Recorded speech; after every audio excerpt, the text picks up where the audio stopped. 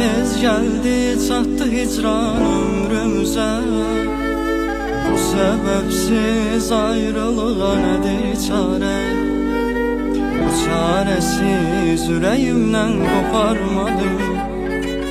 Bir ruh idik ayrı ayrı bedenlerde.